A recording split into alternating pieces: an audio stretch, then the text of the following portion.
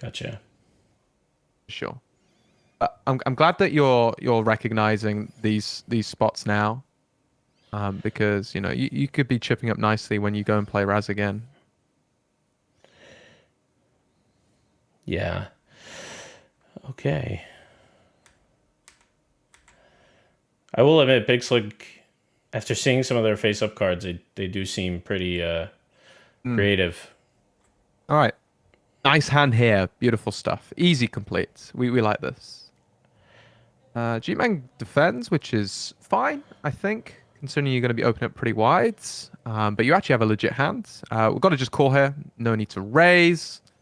Oh, now this is where it gets really interesting. You can definitely raise here, but I think I like just calling, keeping in their bluffs. We're going to be an equity favorite here a lot of the time. There are no deuces dead, so you could have easily paired the deuce, which they have done. Raising or calling is fine. Obviously, raising, you're an equity favorite, but you obviously push away all their bluffs, which they do have. Either or is fine here. So kind of gin. We flat and we make a 7, which I think is like always good here. Absolutely. There's no hand that beats you. Even if they have the ace-4 in the hole, the best they have is the perfect 9. Yeah. It's not incorrect to bet here, right? And they just snap fold because they have 2 pair, but this is okay to bet. You've got to bet here, yes. Yeah, okay. Sure. So we bet and we take it down. All right, so that hand seems fine. Don't doubt yourself. You have the best hand. They can't have a better hand. Gotcha. So at least I'm playing the nutted ones like reasonably. Yeah, for sure, mate. It's the marginal ones, the 9s, 10s, and like the up but cards those are not. that are, yeah, but those are not post street stuff. Those are just opportunities that you've missed. Gotcha. Nice little steel pots that you've missed out on. I mean, just like picking up 3 uncontested pots of those, it's a nice little chip up. That's like a nice little 150k added. Gotcha.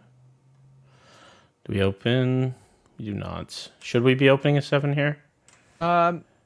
This is a little bit more close, but I think we should be opening still. This is not as clear cut as the others because a 10's infinitely better than the jack. If this was a queen, I'd definitely fold. This, I'd probably still just open.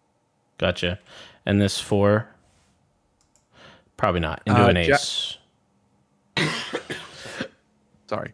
Jack 7-4, probably, again, another close one. I'd probably hold this time because the 9 can play against us. Gotcha. So it's not just the ace that's making your decision. It's also this 9 that we don't know what's going on. Say if this 9 here has like 2 reasonable cards, it can definitely come along. Thank you, Senko. I'm trying to get better. Like my short-handed Razz is not the best. So even I'm trying to learn a bit. Like, what would I do? Would I open here? Would I not? I'm learning as well along the way.